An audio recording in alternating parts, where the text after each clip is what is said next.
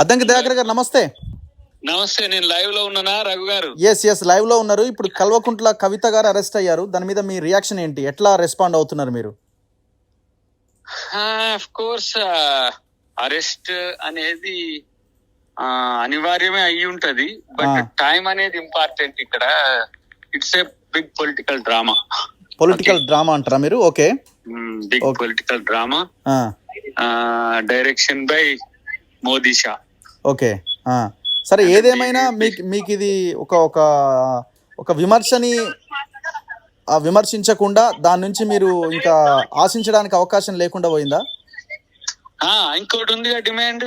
ఇంకేం డిమాండ్ ఉంది? అవునా, లెఫ్టినెంట్ గవర్నర్ ఎందుకు ముందు అసలు ఫస్ట్ ఆయన ఎందుకు కేసులో పెడతలేరు? ఓకే, అది ఎందుకు పక్కకు పోయింది? లెఫ్టినెంట్ గవర్నర్ ఇదంతా కూడా తెలంగాణ పబ్లిక్ అంతా ఆలోచించారు కదా. తెలంగాణ విషయానికి వద్దాం. అసలు first case is the apex decision maker of the that act. ఆ చట్టం లిక్కర్ కేసులో ఆయననే ఆథెంటిక్ ముఖ్యమంత్రి కూడా కాదు. ఓకే, ఇలా కేజ్రీవాల్ గారి మీద కూడా కేసు పెట్టిండ్రు. సిసోడియా, మనీష్ సిసోడియా ఆయన అరెస్ట్ అయిండు. ఇప్పుడు అసలు లెఫ్టినెంట్ గవర్నర్ అనే చర్చ లేకుండా, లేదంటే తల లేకుండా మొండెంతోని మనిషిని చూపించినట్టు ఇది కేసుని. అసలు తలే ఆయనే కదా. ఇప్పుడు క్యాబినెట్ డిసిషన్ తీసుకుంటే దాన్ని అది లెఫ్టినెంట్ గవర్నర్ కే డిస్క్రిషన్ అథారిటీ ఉంటది. ఆయన decision making main body. Okay, so మరి ఆయన మీద ఎందుకు పెడతలేదు? ఆయన రాజీనామా చేపించి పక్కకు పోయిండు. మరి ఈ కేసులో మొదటి ముద్ద తను అరెస్ట్ అయితేనే ఇది రియల్ అరెస్ట్లు. ఇవి పొలిటికల్ గా యూజ్ చేసుకోవడానికి కాదని నమ్మకం. సరే, ఇప్పుడు ఒక వైపున మోదీ రోడ్ షో నడుస్తున్నది. సరే, పొలిటికల్ డైమెన్షన్ మనం మాట్లాడదాం ప్యూర్ గా. ఒక వైపున మోదీ రోడ్ షో మల్కాజ్గిరి, ఇంకొక వైపున కవిత అరెస్ట్. వాళ్ళు చాలా క్లియర్ సంకేతాలు ఇస్తున్నారు. కేసీఆర్ తో మేము కలిసి లేము, ఇదంతా పెద్ద ఆరోపణ మాత్రమే. ఇది కాంగ్రెస్ పార్టీ ఈ విషయం మాట్లాడి లబ్ధి పొందింది మొన్నటి ఎలక్షన్ లో. చూసిరు కదా, మోడీ ఇక్కడ రోడ్ షో, అక్కడ కవిత అరెస్టు. మేము డైరెక్ట్ అటాక్ కి దిగుతున్నాం అవినీతి మీద అన్నది వాళ్ళు ఇప్పుడు చెప్తారు. చూసిరా? రేపు 3 గంటలకు ప్రెస్ మీట్ ఎన్నికలకు సంబంధించి. ఈ రోజు అరెస్ట్. రాష్ట్రంలో చాలా జరుగుతున్నాయి రాష్ట్రాల్లో. అంటే ఏంది, వాళ్ళు ఎక్కడికక్కడ పకడ్బందీ ప్లాన్ తోనే పొలిటికల్ ప్లాన్ ఆఫ్ యాక్షన్ చేసింది. నేనేమంటున్నా అంటే వీళ్ళు చేస్తున్నదంతా కూడా మమ్మల్ని ఎప్పటికీ ప్రజలు నమ్మట్లే. కవితను అరెస్ట్ చేస్తేనైనా నమ్ముతారని అంటారు. మరి బిఎస్పీ బీజేపీతో కలిసి ఉన్నది. బిఎస్పీ వచ్చి బీఆర్ఎస్ తో చేరింది. ఇది ఇది ఇది దొరుకుతలేదా మీకు? ఓకే, అంటే పొలిటికల్ లిట్మస్ చూస్తే మామూలు పైన ఆలోచించేటోళ్ళ ఆలోచన ఇట్లుంటది. ఇప్పుడు కవిత అరెస్ట్ అయింది. అరెస్ట్ చెయ్యమనే ఎన్ని సంవత్సరాల నుంచి అంటున్నాం మనం? సంవత్సరంన్నర ఇప్పుడు ఇది కేసు బయటపడ్డ కాంచి అంటున్నాం. ఇన్ని రోజులు లేకుండా రాజకీయ లబ్ధి కొరకే అరెస్ట్లు ఉంటాయని చెప్తున్నట్టే కదా వీళ్ళు. మరి అట్లాంటప్పుడు ఇంతకు ముందు ప్రొసీడింగ్స్ అంటే ఈడీ తన కోర్సు తను చేస్తుందని అంటారు.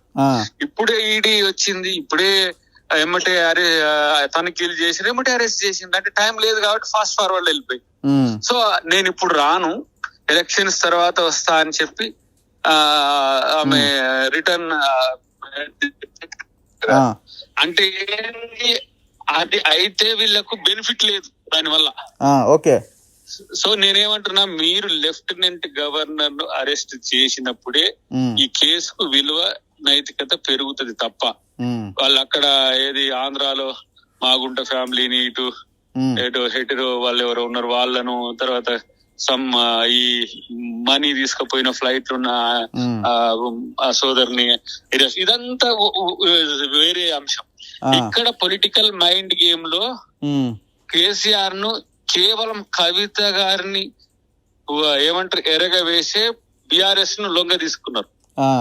చివరికంట ఇట్లా అరెస్ట్ కూడా చేసిండ్రు. అరెస్ట్ చేయడము తర్వాత దీన్ని పొలిటికల్ గెయిన్ చూసుకోవడం. ఇప్పుడు వీళ్ళు ఎక్కువ ఎంపీలు గెలవాలి, ఎందుకంటే టెక్నికల్ గా ఎమ్మెల్యేలు వాళ్లకు, ఎంపీలు వీళ్ళకు అనుకున్నారు. దాని కొరకు ఇప్పుడు కేసీఆర్ గారు కవిత గారిని ఇప్పుడు బలి చేసినట్టే ఒక రకంగా.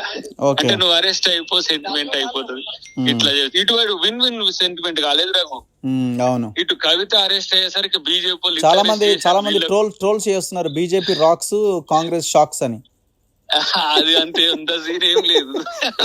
ఇగో వాళ్ళు రాక్కున్నా పీక్కున్నా చేసేది ఏముండదాడా.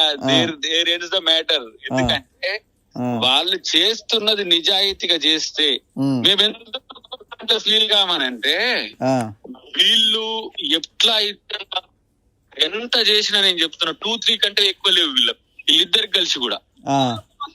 ఎవరికి? బీజేపీకి బీఆర్ఎస్. అసలు బీఆర్ఎస్ అయితే ఇప్పుడు వీళ్ళందరూ బీఆర్ఎస్ నుంచి బీజేపీ నుంచి కొంతమంది ఇటు వస్తున్నారు కదా కాంగ్రెస్.